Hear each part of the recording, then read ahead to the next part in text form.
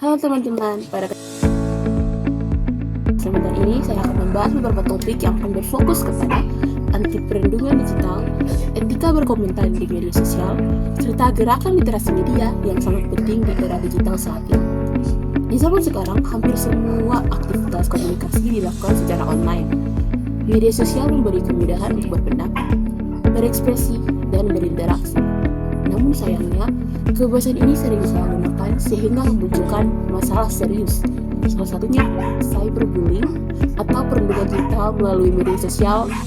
Salah satu contoh nyata cyberbullying di Indonesia dialami oleh Rahmawati KK. Nama ini mungkin tidak terdengar asing di telinga para orang yang sudah aktif di media sosial sejak lama. Rahmawati KK atau yang biasa disapa dengan KK merupakan seorang public figure yang aktif di media sosial, khususnya Instagram dan TikTok. Sebagai public figure, KK kerap menerima komentar negatif berupa hinaan fisik, ejekan, dan kata-kata kasar dari warganet. Komentar tersebut tidak hanya muncul sekali, tetapi berulang-ulang kali dan dilakukan oleh banyak akun, sehingga sudah memenuhi unsur perlindungan digital.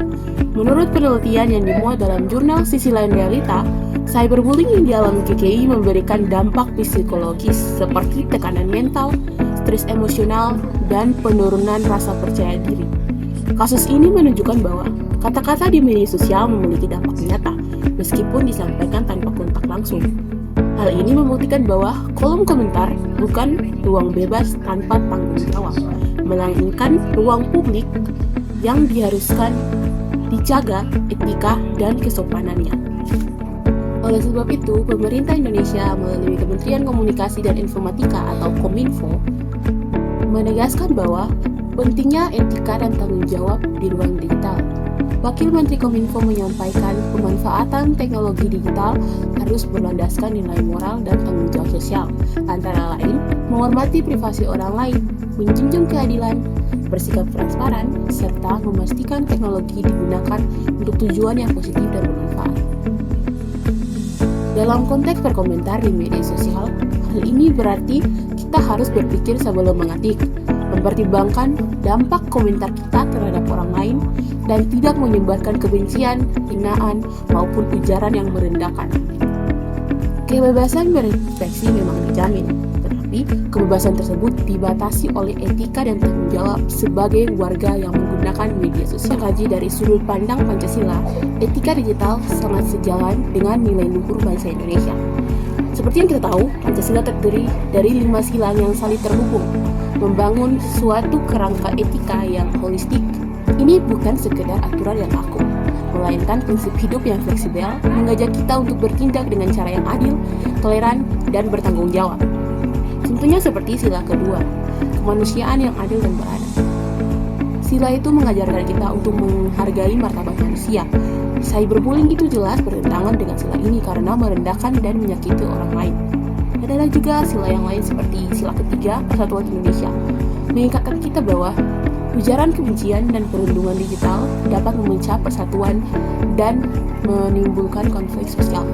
Dengan demikian, sebagai warga digital Pancasila, kita tidak hanya dituntut cerdas menggunakan teknologi, tetapi juga memiliki moral dan empati dalam berinteraksi di dunia digital. Untuk memahami perilaku pengguna media sosial, kita dapat menggunakan Usage and Gratification Theory atau teori kegunaan dan kepuasan yang dikemukakan oleh Elio Katz, J.G. Blumer, dan Michael Budovich yang menyatakan bahwa pengguna media bersifat aktif. Artinya, seseorang menggunakan media untuk memenuhi kebutuhan tertentu seperti mencari hiburan, mencari informasi, pengetahuan sosial, atau interaksi dengan orang lain. Dalam konteks berkomentar di media sosial, teori ini menjelaskan bahwa seseorang bisa berkomentar karena ingin diperhatikan, ingin direspon, atau ingin menyalurkan emosi dan pendapat pribadi. Namun, literasi media menekankan bahwa pengguna harus mampu mengontrol perilaku digitalnya atau perilakunya dalam menggunakan media sosial, seperti berpikir kritis, serta memahami bahwa komentar bukan hanya soal kebebasan, tapi juga soal etika dan dampak sosial.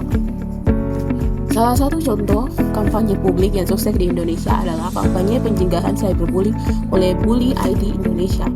Bully ID bekerjasama dengan UNICEF Indonesia dan sekolah-sekolah untuk mengedukasi remaja mengenai bahaya perundungan digital. Kegiatan yang dilakukan antara lain sosialisasi, edukasi literasi digital, serta kompetisi video pendek tentang pencegahan cyberbullying. Kampanye ini melibatkan siswa, guru, dan orang tua, serta lain, sehingga mampu meningkatkan kesadaran bersama bahwa cyberbullying bukan sekedar candaan, melainkan masalah serius yang harus dicegah bersama. Jadi itu saja beberapa hal yang dapat saya bahas di video kali ini, dan yang dapat saya simpulkan adalah media sosial seharusnya menjadi ruang yang aman, beretika, dan bermartabat. Dengan memahami kasus nyata cyberbullying, menerapkan etika digital sesuai arahan Kominfo, mengamalkan nilai Pancasila, meningkatkan literasi media, serta mendukung kampanye publik, apapun itu mengenai pencegahan cyberbullying, kita dapat menjadi warga digital yang cerdas, berempati, dan bertanggung jawab. Jadi, marilah kita bersama-sama menggunakan media sosial dengan bijak tanpa menyebabkan konflik sosial. Terima kasih.